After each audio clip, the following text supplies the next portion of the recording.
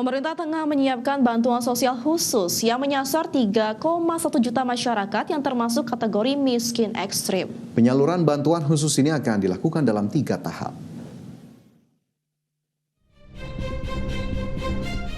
Pemerintah tengah menyiapkan bantuan sosial khusus yang menyasar 3,1 juta masyarakat yang termasuk kategori miskin ekstrim.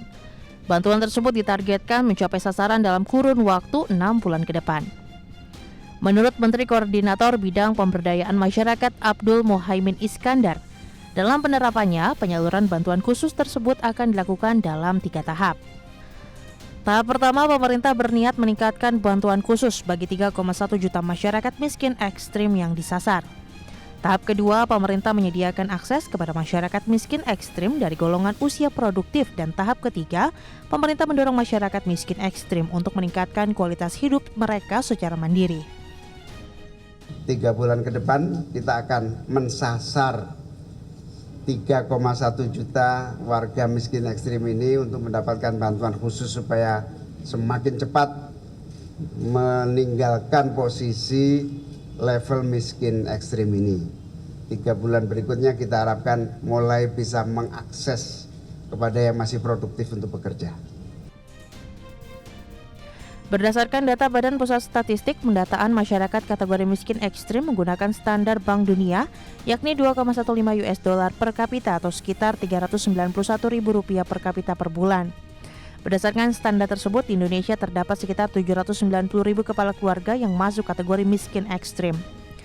Saat ini angka kemiskinan di Indonesia tercatat mencapai 8,57% dari total jumlah masyarakat. Dengan persentase tersebut diperkirakan ada 24,06 juta orang yang terhitung sebagai masyarakat miskin. Dari Jakarta, Tim Liputan, IDX Channel.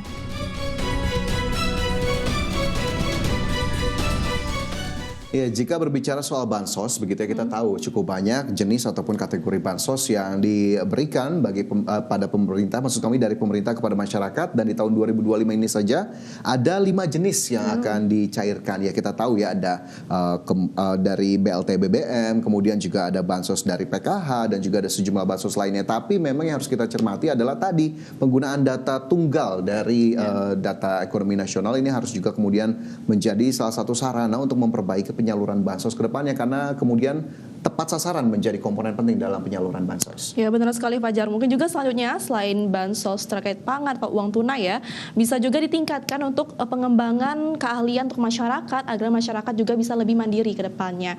Dan tentu saja dengan data tunggal ini semoga saja bisa lebih efisien ya dan tidak salah sasaran. Betul. Begitu.